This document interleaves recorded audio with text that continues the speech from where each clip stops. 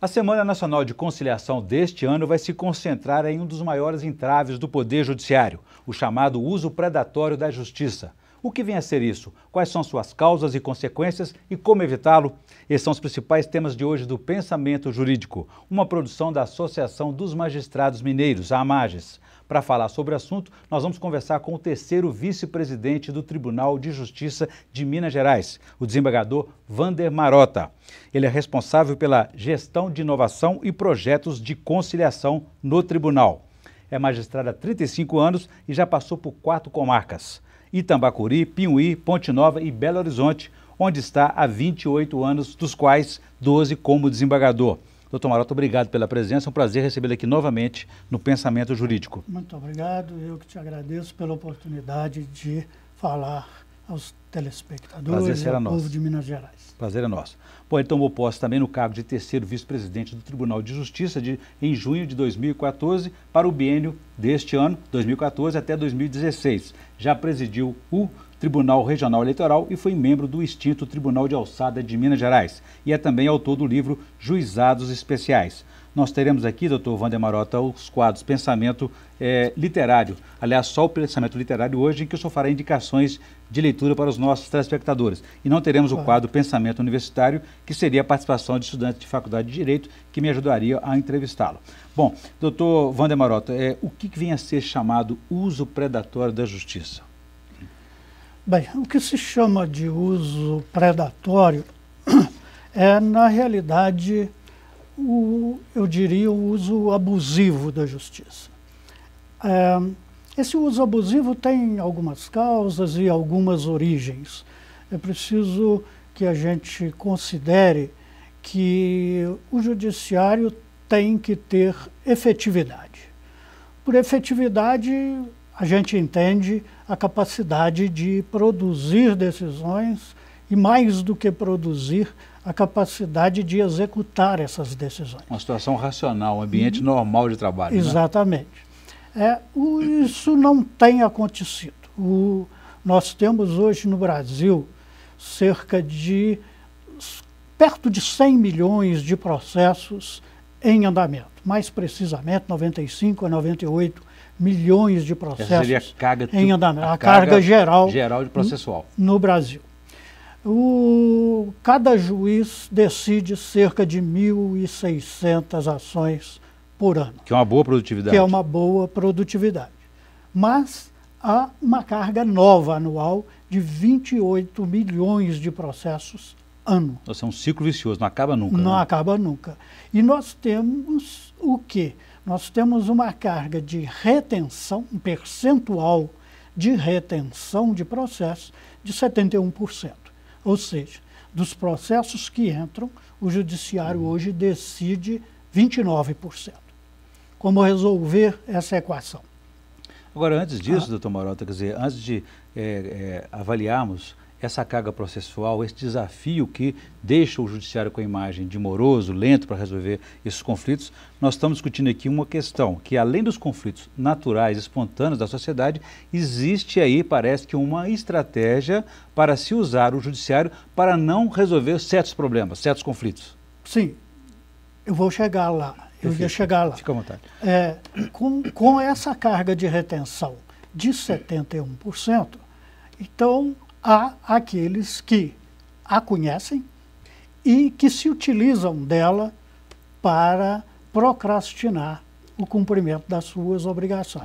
Então são os chamados grandes litigantes, entre os quais as grandes empresas, os grandes bancos, as operadoras de telefonia e o próprio Estado. O próprio governo faz isso. O próprio governo, tanto os municipais, estaduais, federais. Como estratégia, então? Como estratégia, exatamente. Porque o que acontece? As pessoas, quando vão litigar, elas avaliam qual é a possibilidade de êxito na sua demanda. Isso tanto a pessoa física faz, quanto o grande litigante faz. É um raciocínio econômico. é vantajoso litigar ou não é vantajoso litigar. Da parte, por exemplo, do consumidor. Só para a gente ter uma ideia, um consumidor contra um operador de telefonia, por exemplo, ele vai entrar com uma ação ou não? Se é interessante ou não, ele está avaliando? Exatamente, ele avalia, eu devo ou não entrar, eu tenho alguma coisa a ganhar ou não. Então, essa avaliação envolve toda a análise inclusive dessa carga de retenção. Quem quer litigar demoradamente, procrastinar, pode concluir, em função dessa retenção, que existe uma vantagem na litigância. É o que a gente poderia chamar de litigância leviana ou litigância frívola, né? De má fé. Mas para ser mais duro, né? Nesse caso, então, doutor Wander Marotta, as duas partes teriam um interesse não muito, digamos assim, correto, adequado nessa fase processual. Eu estou buscando interesse que talvez meu direito não está sendo lesado, mas eu estou querendo buscar um direito qualquer. Eu não diria que seria um interesse de má fé, é um interesse de oportunidade. Quer dizer, a parte pensa, eu vou ter alguma vantagem? Se eu tiver alguma vantagem, eu vou litigar. Se eu não tiver vantagem nenhuma, eu não vou litigar. Isso é um raciocínio que todo mundo faz. Além daquele fato de você se sentir lesado, um serviço não foi prestado e foi vendido e não foi adequadamente entregue, né? Exatamente. Então, como o nosso processo, também existem as causas, não é apenas a parte que tem esse comportamento predatório e daí se explica a morosidade. A morosidade tem inúmeras causas, né? Uma delas é a grande litigiosidade. E outras causas são, primeiro, o grande formalismo da justiça no Brasil, que vem de uma tradição francesa e, portanto, com muito mais formalismo. Seria a burocracia? A burocracia processual. O Banco Mundial tem um estudo que mostra que quanto maior a burocracia, maior é a morosidade. Também o grande número de recursos, né, que o nosso processo propicia, que o nosso processo admite. Tudo isso leva a que se retirem vantagens da chamada litigiosidade. Ao passo que, se o processo for menos burocratizado e se tiver uma segurança maior, isso pode levar a uma conclusão contrária, a de que não é vantajoso litigar, porque a justiça vai decidir rápido. Eu acho, pessoalmente, apesar de muitas análises hoje pessimistas, eu acho que o Supremo Tribunal Federal e o STJ estão no caminho correto, no sentido de prestigiar precedentes. Nós não temos muita tradição de prestigiar precedentes, como ocorre, por exemplo, nos Estados Unidos, nos países da chamada Common Law. O que vem a ser esse precedente? O senhor fala? Precedentes é jurisprudência. Um mecanismo de evitar a repetição de uma ação. Por exemplo, se eu tenho precedentes seguros num determinado sentido, então aquela avaliação inicial que a parte faz, eu devo litigar ou não devo litigar? Como que os tribunais vêm decidindo isso? Vêm decidindo nesse sentido. Então, isso é contra mim, eu não vou litigar. Mas, se ele chega à conclusão, como que os tribunais estão decidindo? Os tribunais decidem, existem decisões, 50% num sentido, 50% em outro. Fala, bom, então eu vou litigar, porque eu tenho 50% de chance de ganhar. Esse é o caminho que vem sendo seguido. Tanto que, na nossa lei de introdução às normas do direito brasileiro hoje, tem lá o artigo 4º, diz o seguinte: na falta de lei, o juiz seguirá a analogia, os princípios gerais do direito e os costumes não fala em jurisprudência. Entendi. Isso é uma amostra de que nós não seguimos a jurisprudência. E seguir jurisprudência é uma forma de dar segurança a respeito das decisões. Doutor Wander Marotta, eu vou fazer um intervalo. Eu gostaria que no próximo bloco a gente volte a esse assunto, que é muito interessante. Estou falando sobre as causas ainda do excesso dessa carga processual também, e vamos explicar para nós quais são os instrumentos, os meios pelos quais esses grandes demandantes usam para atrasar, adiar e esse uso predatório da justiça. A gente volta então em instantes.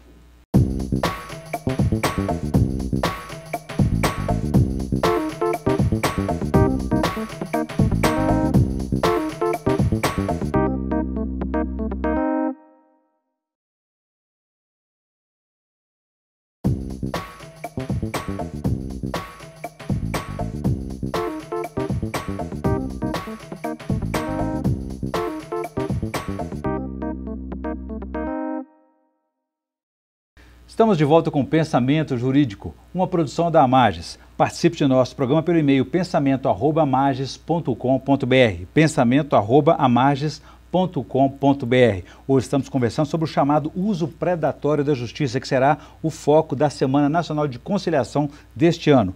Nosso entrevistado é o desembargador Wander Marotta, que é o terceiro vice-presidente do Tribunal de Justiça de Minas Gerais, que é responsável pela gestão de inovação e projetos de conciliação.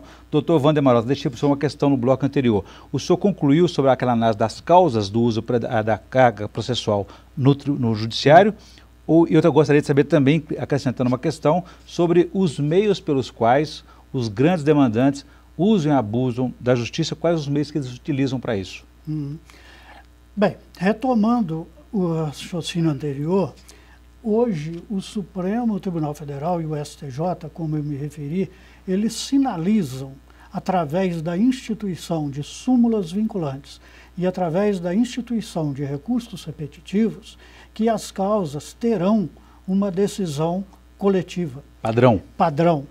E isso vai inviabilizar a vantagem que tem hoje aqueles que procrastinam, aqueles que fazem utilização desse uso abusivo. Ou seja, se a empresa perceber que está sendo que a decisão está igual em todas as situações, ele vai falar assim, então não vale a pena recorrer, vale a pena recorrer, não vai gastar dinheiro com isso. Exatamente. É o que eu chamo de facilidade para sair da justiça. Porque hoje o difícil é sair da justiça. Há um excesso de acesso. O acesso é muito alto, através de todas as formas, através da gratuidade. A gratuidade da justiça é abusiva, as pessoas não perdem nada ao entrar na justiça, não pagam nada, isso gera litigância frívola, abusiva e outras formas de acesso. Então, que são todas gratuitas e demoradas. Se isso for coartado, se isso for impedido, a conciliação, aqui entra a conciliação. A conciliação passa a ser vantajosa, porque se a litigância, através de uma firme jurisprudência dos tribunais superiores, apontam num determinado rumo e a parte passa a ter certeza de que aquele rumo será seguido, não haverá mais divergências entre os juízes, então a conciliação também passa a ser prestigiada, porque ela é uma forma de sair da justiça de forma mais vantajosa para todo mundo. Rápida e também é uma solução harmoniosa, construída pela própria parte, porque não é o Estado. Sem intervenção da legislação, do Estado, do Judiciário. Exatamente. Né? Eu falava então com o senhor sobre os meios utilizados. Quais são os meios que quem entra na justiça e quem quer evitar que a decisão aconteça, o que usa, que recursos e meios que ele usa para fazer isso? Bem, o excesso de acesso propicia, então, um excesso de processos na justiça. E esse uso se faz através da garantia que hoje se dá a todos aqueles que querem esse acesso à justiça, uma garantia que é ilimitada, porque a Constituição garante o acesso à justiça. E hoje esse acesso à justiça vem sendo interpretado de forma ampla, geral e restrita. Como um direito fundamental. Como um direito fundamental. É um acesso, digamos, a 3 ou 4 ou 5 instâncias. Sim. E não pode ser assim. Hoje caminha-se para a conclusão de que acesso à justiça é um acesso de 2 instâncias. Um acesso ao primeiro e ao segundo grau. Que foi o caso da ficha limpa, por exemplo, na área das eleições. Exatamente. Né? Um exemplo muito há um caminho interessante para isso. Então, impedir-se, o que se quer é impedir-se que haja um acesso irrestrito ao STJ e ao Supremo Tribunal Federal. O Supremo Tribunal Federal, principalmente, ele tem que parar de julgar 85 mil processos ao ano, como ele julga, para julgar o que a Suprema Corte norte-americana julga por ano, que são 80 processos. 80? Não 80 mil, não. 80 processos por ano. Lá, a Suprema Corte recebe 1% de processos e escolhe aqueles que ela quer julgar. Esse é o caminho que parece que o Supremo Tribunal está tomando e é o caminho que, a meu ver, vai viabilizar a atuação do próprio Supremo como Corte Constitucional. Muito bem, vou fazer um novo intervalo, doutor Vandemarota. Eu gostaria que no próximo bloco o senhor falasse para a gente sobre além desses mecanismos que o Judiciário tem adotado para evitar esses abusos, esse uso predatório da justiça, também da outra parte, quem fiscaliza essas grandes empresas que deveria fiscalizá-las e, ao mesmo tempo, o próprio Estado, que seria o fiscal disso, também comete esse mesmo uso predatório da justiça. A gente volta então em instantes.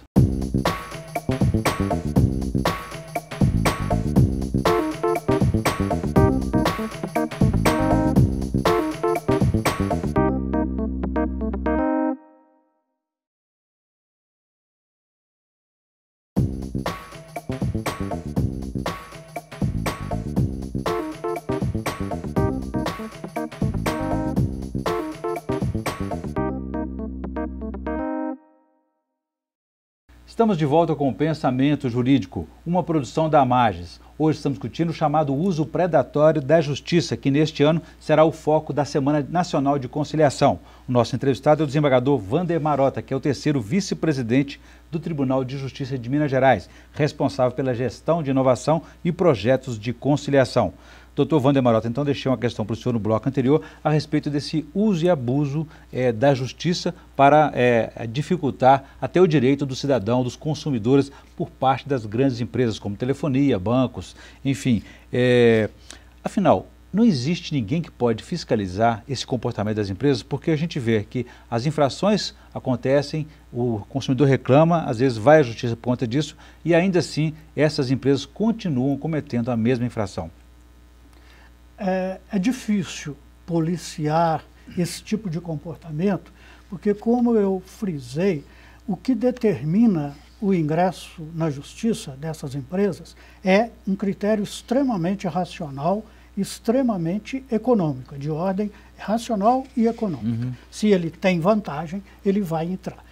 Hoje, enfim, começa a surgir algum componente ético, algum componente de ordem moral, também na atuação dessas empresas, através da responsabilidade social que elas próprias vêm adquirindo no decorrer desses anos. E isso é que as leva para a conciliação, por exemplo. Nós fazemos hoje grandes projetos de conciliação que têm dado resultado de cerca de 50% a 60%, com bancos, com DPVAT, seguradoras, etc. É o que vai acontecer nessa semana agora, Nacional de Conciliação, agora, em novembro, nos dias 24 de novembro. De 24 a 28 de novembro, nós faremos grandes projetos de conciliação. Em todo o país? Em todo o país. DPVAT, bancos, operadoras de telefonia e também o Estado. Aqui em Minas Gerais, nós temos um projeto muito interessante que se chama Execução Fiscal Eficiente, em que o próprio Estado e os municípios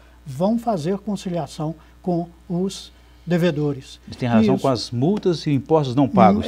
Multas e impostos não pagos. Será dado um grande desconto no montante total dessa dívida. Isso vai, eu tenho certeza, possibilitar inúmeras conciliações. Incentivar o acerto de contas. Até porque os municípios, o próprio Estado, quando recorre contra as pessoas gastam para isso também, para receber, às vezes, um valor menor.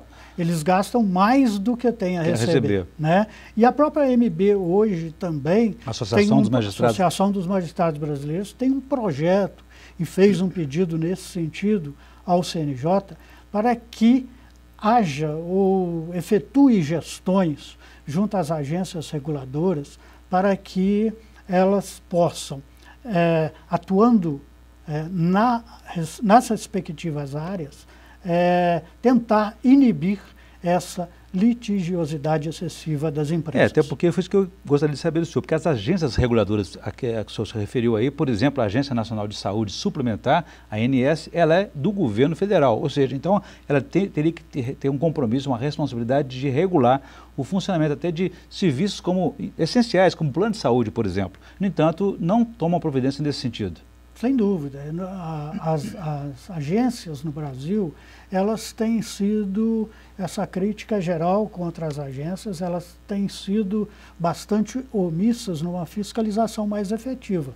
Elas estabelecem regulamentações adequadas, são formadas as agências por técnicos competentíssimos, mas a área de fiscalização não tem sido eficiente. É frágil ainda, né? Doutor Maroto, eu volto a esse assunto daqui a pouquinho. Gostaria que antes o senhor fizesse a indicação de leitura para os nossos telespectadores no quadro Pensamento Literário, por favor.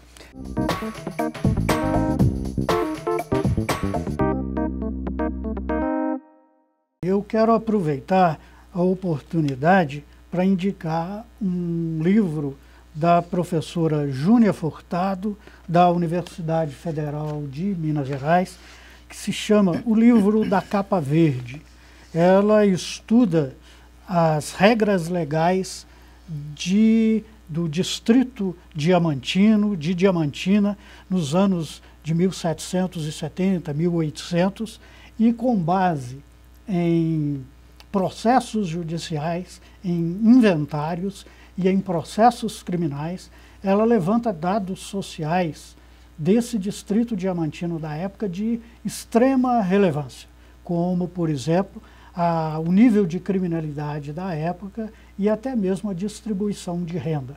Eu considero que livros como este sejam indispensáveis para um juiz conhecer a sua própria história. Interessante, boa indicação. Bom, doutor Wander Maroto, voltando aqui ao tema, na avaliação do senhor, quais seriam as consequências desse uso predatório da justiça para a sociedade, para a efetividade do judiciário? Porque, se eu entendi bem, se retirarmos esses excessos aí repetitivos, essas ações de má fé, provavelmente essa carga processual de 100 milhões de ações aí poderia cair para consideravelmente, né? Sem dúvida. E aí haverá espaço para que o judiciário atue mais nas causas menos repetitivas e que são de uma importância social mais cidadãs, enorme, né? Mais cidadãs, como, por exemplo, a proteção do direito de família, a proteção das minorias, a proteção da mulher, a garantia de direitos sociais, como educação, saúde, mesmo a atuação nas áreas de meio ambiente, nas áreas de patrimônio cultural, enfim, nas áreas em que a ação do Estado se faz também deficiente e que a atuação do Estado não se restringe apenas a garantir vantagens financeiras que são importantes, mas que não são as mais importantes para que sejam implementadas, uma vez que elas podem ser obtidas da mesma forma em outras vias. E não transformar o judiciário num departamento jurídico de grandes empresas, né?